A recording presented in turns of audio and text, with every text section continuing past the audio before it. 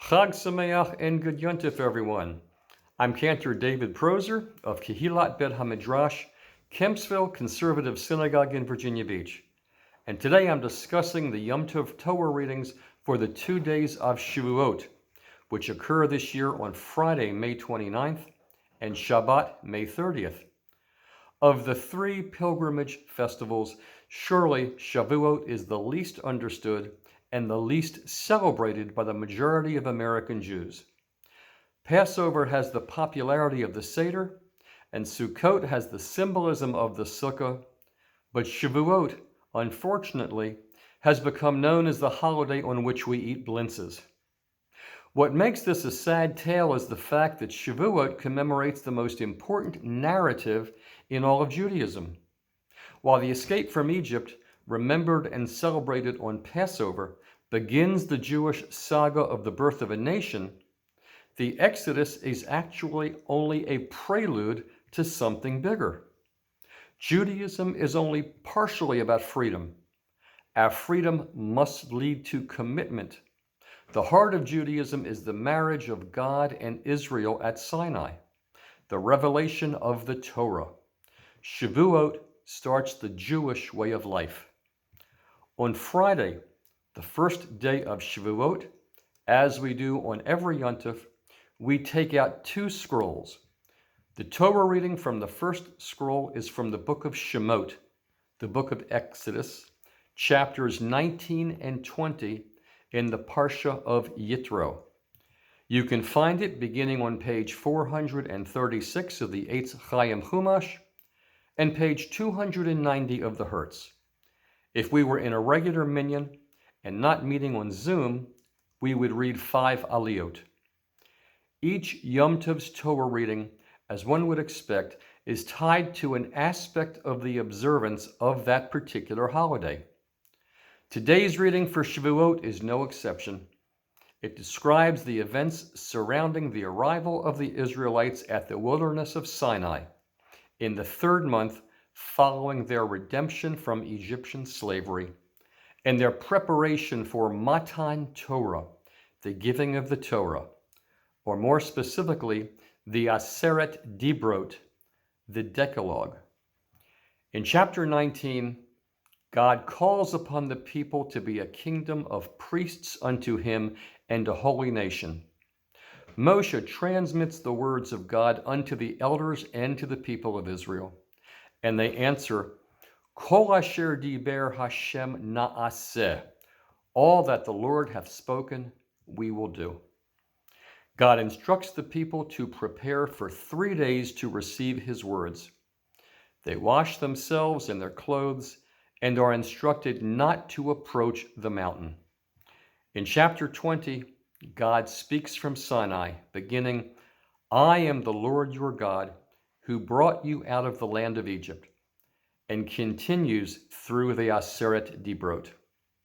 The chapter concludes with a prohibition against making gods of silver or gold, a command to make an altar of earth for sacrifices, or an altar of stones, but never of stones that were cut by a sword or other iron tools, and a command to guard modesty when ascending stairs to the altar.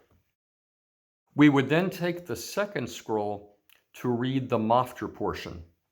Like all other Yamim Tovim, this Maftir is from the book of Bamidbar, the book of Numbers, chapter 28, verses 26 to 31, from the Parsha of Pinchas. You can find it on page 932 of the Eitz Chaim Chumash and on page 696 of the Hertz. It describes the meal offerings and the burnt offerings that were to be brought on Shavuot. The Haftorah for the first day of Shavuot is from the book of Ezekiel, chapter 1, verses 1 to 28, and verse 12 from chapter 3. It can be found on page 1321 of the Eitz Chaim Chumash or on page 1027 of the Hertz. It connects the appearance of God at Sinai in the Torah reading with another remarkable appearance of God, that which appeared to Ezekiel at the commencement of his prophetic ministry. Ezekiel, who was among the Judeans taken into Babylonian captivity in the year 597 BCE, was the first prophet to live and prophesy in exile. His orations were addressed both to the people in Judea and to his fellow captives in Babylonia. On Shabbat Yom Tov, the second day of Shavuot, we again take out 2 Torah scrolls from the ark. The Torah reading from the first scroll is from the book of Devarim, Deuteronomy, chapter 14, verse 22 to chapter 16, verse 17. It's found beginning on page 1074 of the Eitz Chaim Chumash and on page 810 of the Hertz. We would read 7 aliyot, as is the practice when Yom Tov falls on Shabbat. This is the same reading that we would use for the last day of each of the Shalosh Regalim, the 8th day of Pesach, the 2nd day of Shavuot, and Shemini Atzeret, the 8th day attached to Sukkot. Coincidentally, these are also the days on which we recite Yizkor in our morning service. The reading deals with a variety of laws, including the remission of debts, the freeing of indentured servants, and the support for the poor. Each Israelite farmer was to set aside 1/10 of his annual produce and bring it or its monetary equivalent to Yerushalayim, to Jerusalem, as a tithe. He was to use it for a celebratory feast in the 1st, 2nd, 4th, and 5th years of the 7-year agricultural cycle. In the 3rd and 6th years, the tithe was to be given to the poor. The 7th year was the Shemitah, and the Israelites were not to engage in harvesting the land.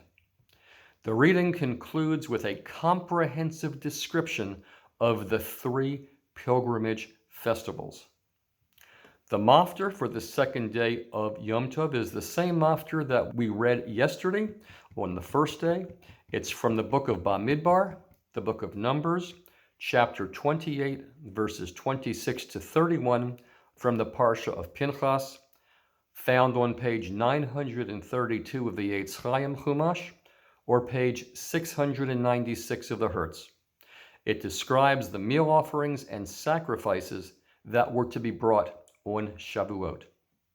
The Haftorah for the 2nd day of Shavuot is taken from the prophetic book of Habakkuk, chapter 2, verse 20, to chapter 3, verse 19. It can be found beginning on page 1326 of the Eitz Chaim or on page 1032 of the Hertz. Nothing is known of this prophet outside of this book which bears his name. The Haftorah is an ode in which the prophet, begging God to intervene on the people's behalf, visualizes his petition as granted in a graphic picture of the march of God and his retinue to overthrow the enemy. As is the case of the Haftorah for the 1st day, this is a description of the future manifestation of God. For this reason, and also because the language in places recalls the revelation at Sinai, it has been chosen as the prophetic reading for the holiday celebrating Matan Torah, the giving of the Torah. Thank you all for watching today. Chag Sameach, good Yom Tov.